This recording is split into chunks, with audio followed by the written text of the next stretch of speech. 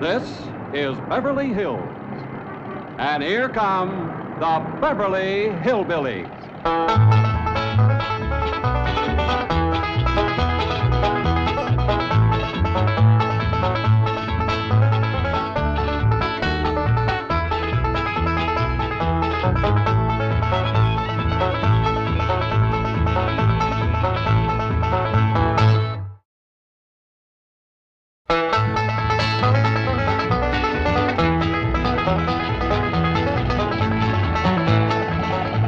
Come on, let's find that house we bought.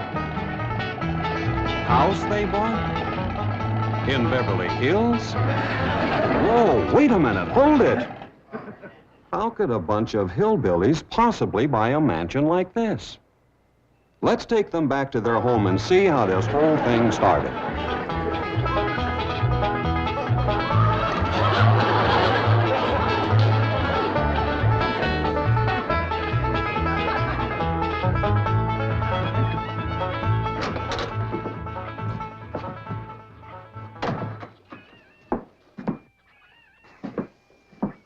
Jed, you gotta do something about that young'un of yourn. How'd that happen? Fighting with a bobcat. Get hurt? I reckon so. It went limping off on 3 legs. I swear I don't know what I'm gonna do about that girl. Well, the first thing to do is to get her into a dress. She's getting too big to be wearing man's duds. Looky here. She's done popped the buttons off of her shirt again. Well, Elly May carries herself proud, with her shoulders throwed back. It ain't her shoulders that's popping these buttons. Fully growed up, rounded out female woman. Time she started acting like one. Well, one of these days, some boy will come along and start courting her. They came courting when she was 12. What did she do? She whopped the tar out of them. Well, it ain't fitting. Girl running around as wild as a cougar, wrestling, fighting, and hunting. She ought to be doing woman's work. Helping me with the steel. Yeah, real? I'll speak to her. Oh, that reminds me. Better go down and stomp out the fire under that mess. Hold on now, Granny. You ain't gonna stomp out no fire like that, are you? Huh? Oh, of course not. Don't want to burn my shoes. Pa? Granny, somebody open the door. Howdy, Pa. What you got there? Stranger, Where'd you get him? I beat him with a rock. Sure. He was skulking around down by the slough. Figured he might be a revenuer. He ain't no revenuer. Then can I keep him? Of course not. Well, I caught him. Don't matter. Well, he won't be no trouble. I could keep him out in the smokehouse. Elly May, you can't keep people like they were dogs and cats. Ooh, ooh, ooh, ow, ooh, that hurts.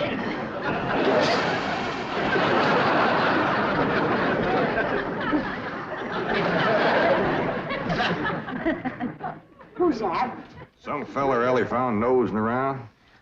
Beat him with a rock so it'd be easier to tote. They're fellas from the petroleum company. What's a petroleum? I don't know. He asked me if he could do some wildcatting down by the slough.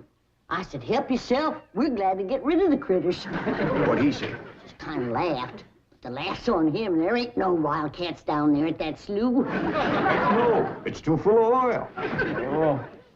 Oh, what happened? Where am I? This here's the Clampett place. I'm Jed Clampett, my young'un Elly May, and Granny. Granny says you've been doing some wildcatting. There's no need to. Mr. Clampett, that swamp of yours is full of oil. I could have told you that. Well, my company would like to pump it out. Yeah, I like that too, but I just can't afford to have it done. No, you don't understand. You see, you wouldn't have to pay for it. Oh, I don't take favors from strangers. No, Mr. Clampett, you see, you're a very rich man. How big a rock did you bean him with? No bigger than a hedge apple. Listen, I've got to call my office in Tulsa. Have you got a telephone? A what? A telephone? Or maybe one of your neighbors has one. It's well, down in this country, it's probably a box attached to the wall. And you talk into it, and they can hear you in Tulsa. Maybe you better sit down for a spell. No, I haven't time. Listen, where's the nearest airfield? Airfield? You know, Granny, that's one of them there fields sets up in the air. Oh, never mind. I'll find it myself. Listen, now don't you sell that swamp till you hear from me. I'm flying to Tulsa. Now he thinks he's got wings.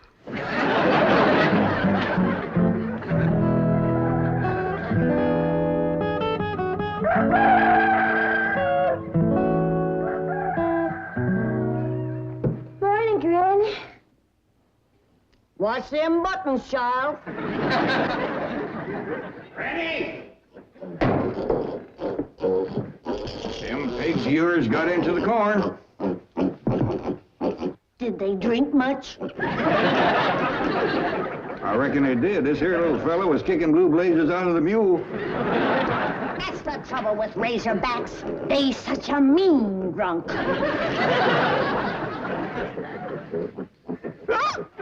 Yeah, this wouldn't happen if you'd stay in the house where you belong.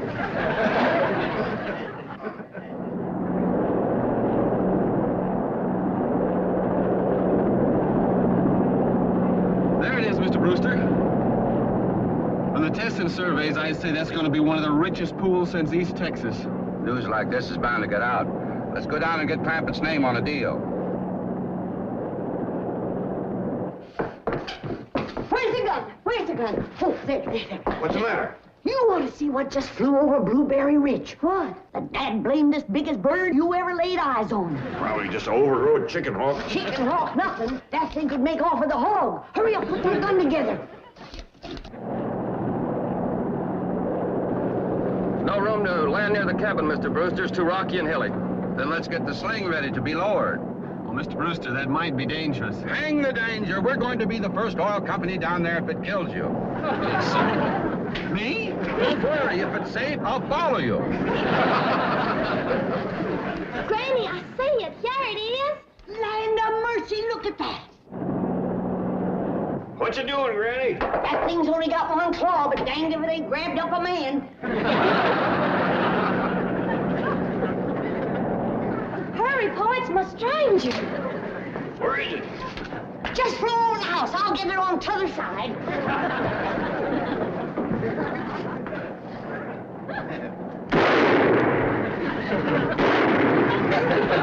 You kill it, Granny?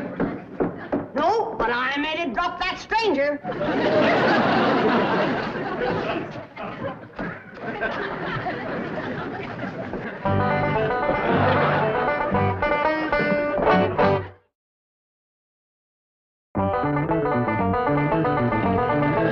Jethro! Stop this thing! Granny! Granny! Yes, Jed? Granny, grab a hold of something and hang on. Cousin Pearl and that overgrown son of hers is headed right for the cabin in that old truck. Heaven protect us.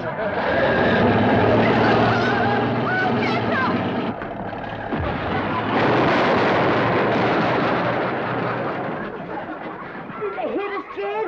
No, but I think they sure want the chicken house. Oh, Jed, I'm sure sorry about the chicken house, but nobody got hurt. Jethro, I told you to get rid of them worn-out brakes. I did, Ma. That's how come we ain't got none. Get on out and lift the chicken house back on its foundation. Jed? Yeah. Jed, Elly May came running over to my place, and she said you sold the swamp to some oil company. Well, yeah, I guess I did. What did they pay you for it? Well, he ain't paid me nothing yet. The Brewster fella said he'd bring the money later. How much they going to pay you? Well, he said I'd depend some on how much oil they could pump out. Well, he must have mentioned some figure. What was it? Now, Pearl, you know that old swamp weren't worth shucks. Jed Clampett, you got slicker than you're ashamed to admit it. That's just what I told you. Granny, how much they gonna pay him? All right, I'll tell you. He said it runs somewhere between 25 and 100. 25 and 100? I know it don't sound like much, but Mr. Brewster seemed to set great store by the fact he's going to pay me in some new kind of dollar. There ain't no new kind of dollars. Well, it's new to me. I've heard of gold dollars, silver dollars, paper dollars, but he said he's going to pay me in, what do you call them, Granny? $1 million. Yeah, that's $1 million? it. He wrote the whole thing out on this piece of paper. Here, you can see for yourself. I don't know nothing about that. Let's see here now. Thanks in heaven. Granny, give me the jug. It's empty, but I'll fetch some. I'll go, Granny. Jed. Jed. You're a millionaire. A millionaire. Yeah, that's what that Brewster fella kept calling me. I didn't know just how to take it. He meant you're rich. Me? The richest man in these hills. Maybe in the whole state. Oh, Jed, you can have anything you want. Do anything you want. Go any place you want. Yeah, that's another thing he kept saying. He said he reckoned I'd be moving away from here soon. What do you think, Pearl? You think I ought to move? Jed, how can you even ask? Look around you.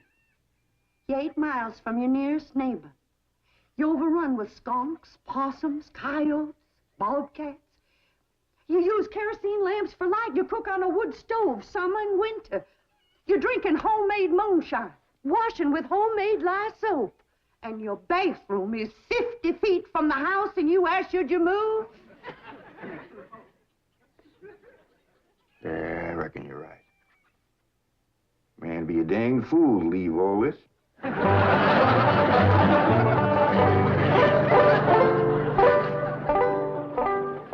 Oh, there you are, Jed. You misunderstood me.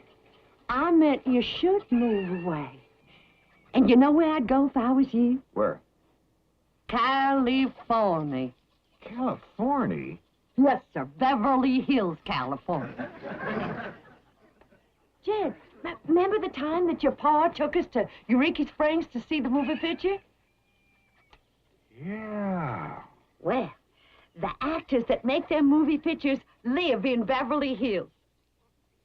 Go on. Yes, sir. Well, doggies. Wouldn't that be something? Living in the same neck of the woods with old town me. It sure would. And we could come visit you. You know what else they say about California? What? It don't get cold out there. What don't get cold out there? Nothing don't get cold out there. They don't have no snow or no ice. Can't they bring some in? They don't want it. That's why'd be so good for Granny. Remember last winter when she slipped on the ice and broke her hip? Yeah, poor old woman. She was limping for 2 days. Well, that couldn't happen in California because they don't have no ice. How come? I don't know how come. But Granny'd sure like it, and we could visit you.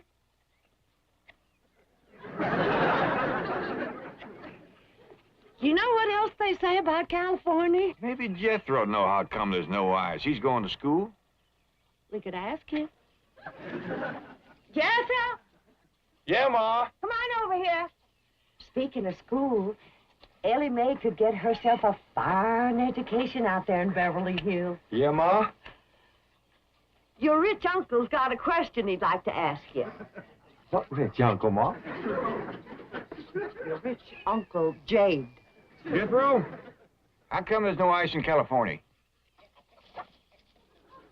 Don't look at me. I didn't take it. You big dumb. Well, I didn't, Ma. Oh, get out of here. Well, you always... I didn't mean to. I was saying, Jed, folks claim California's got it all beat. Why, things grow twice as big out there. Jethro would be a whopper, wouldn't he? He could help you move. He's awful handy at lifting and toting, and he could drive you out in my truck. I tell you what, Pearl, I'm gonna have to study on this. When that Brewster fella comes back, I'll ask him what he thinks. Well, your cousin is right about that, Mr. Clampett. Beverly Hills is a choice residential area, and lots of millionaires do settle there. Folks like me, huh? Well, millionaires. And movie stars, too. Oh, yes, yes. Is Tom Mix there? No, I'm afraid Mr. Mix is dead. Oh? Oh, yeah. What's the matter with me? Remember, Pearl, he got shot at the end of that picture. Well, there are plenty other movie stars, and that's where Jed wants to live. Ain't it, Jed? I do like the notion of living in the hills. Never could stand flat country. Mr. Clampett, I think it only fair. That is, well, I think you may have a wrong idea about Beverly Hills. Is that where you live? No, my home is in Tulsa. Well, say, maybe you could get us a place there in your neighborhood. Mr. Clampett, let's not beat around the bush. You will love Beverly Hills. Then that's it. Can you steer Jed onto a good place? No, I can get the bank out there to handle it for him. He'd like a nice big place with plenty of room for his kinfolk to visit him. I would like a nice, roomy place if I could afford it. Oh, Mr. Clampett, with your money, you can afford the Taj Mahal. Okay, I'll take it. Well, no, you see, I was just making a little joke. Oh, well, go right ahead. Well, you see, the Taj Mahal is in India.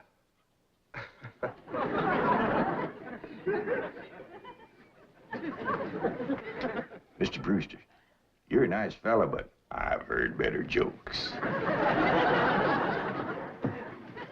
Is the foreigner staying to supper? I'm ashamed to say I ain't asked him. How about it? Oh, I don't think so. Oh, no trouble. What you cooking tonight, Granny? Mustard greens and possum innards. Mm-hmm. Did you hear that, Mr. Brewster? Very clearly. Want to change your mind? Not this time. Well, if you should happen to come back tomorrow, we'll be having leftovers. That's the thing about possum innards. He's just as good as second date.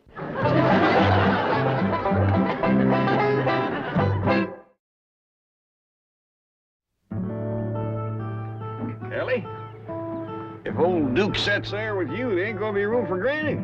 Oh, that's all right, Paul. Granny ain't going. Who says she ain't? She says she ain't. That's right, Uncle Jed. She's a sitting on the back porch in her rocker, and she says that's as close to California as you're gonna get her. We'll see about that. Dang if I ain't got me the muliest women folk. We ain't never gonna get there.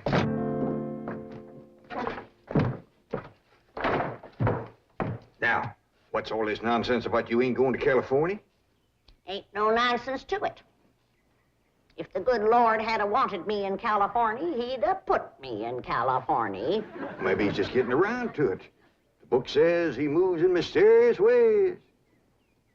Well, if he moves me, I'll go. But you and Big Jethro ain't a budging me. Granny, this here Beverly Hills sounds like the kind of place you'd like. That Brewster fella says they got smogs out there. What's a smog? Well, me and Jethro figured out that's a small hog. And you heard what Pearl said. It ain't got no snow out there. You could run your still the year round. Run it the year round here. Yeah, but walking down through the snow to the still always makes you feel so miserable. I might feel miserable walking down, but the way I feels coming back makes up for it. Hey, damn it, Granny. We've been planning and talking about this trip for days. You never said you wouldn't go. Never said I wouldn't either. But that Brewster feller has bought us a house in them Beverly Hills. He sent our $25 million to the bank out there. Well, you just chase on out after it. I'm staying right here. And I ain't afeared neither. Granny, I ain't leaving you here alone. And I ain't a budging out of this rocker.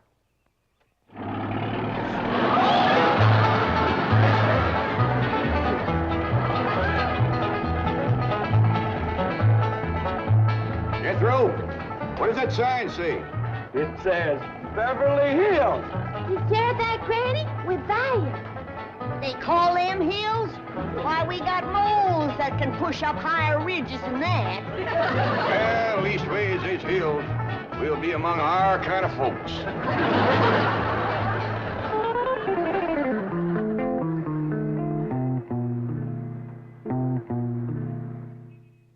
This deposit of $25 million to the account of J.D. Clampett.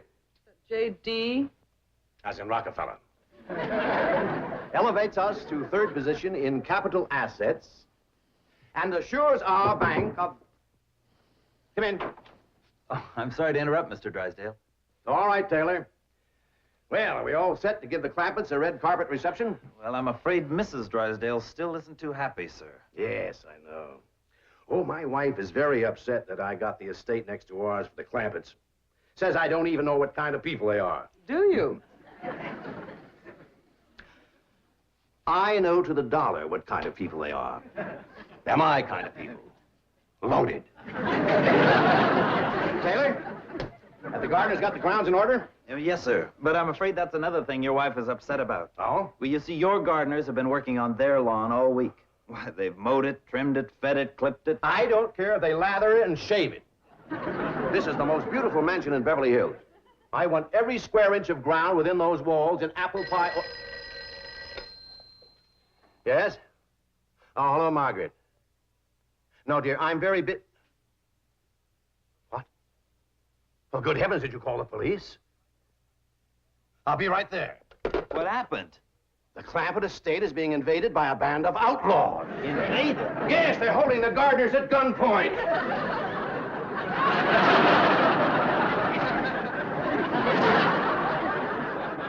Sure is lucky we come along we did.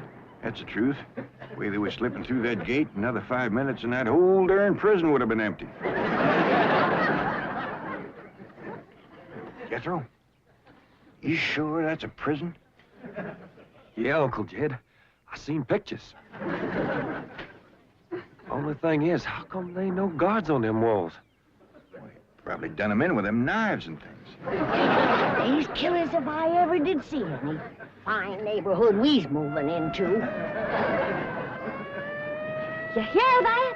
Hot diggity, there's bobcats in these hills.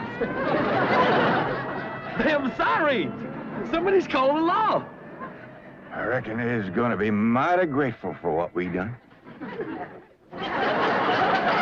Folks out here has got a strange way of showing they're grateful.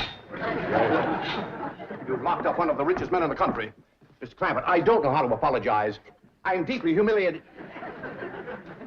What have you cutthroats done with J.D. Clampett? I'm Jed Clampett, and I'd appreciate it if you let go of my Sunday shirt. You're J.D. Clampett, the oil millionaire? Yep, this here's my nephew, Jethro. Howdy. Quickly, man, unlock this cell. Mr. Clampett, on behalf of the entire city of Beverly Hills, I extend our deep and humble apologies for this unfortunate and embarrassing incident. Oh, I'm Milburn Drysdale, president of the Commerce Bank of Beverly Hills. My car is waiting to take you and your family to your new home. We want you to know how happy we are to have you, your handsome nephew, your lovely daughter, and your beautiful mother.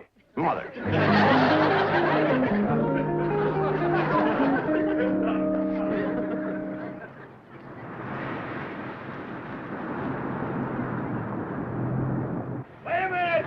Stop this car! Mr. Drysdale, you tricked us. You just took us out of jail so you could bring us back up here to prison. Head for the hills, everybody! Oh, wait! Come back! It's not a prison, it's your home! Now, wait! Mr. Clampett, listen to me! Wait! Come back! Friendly!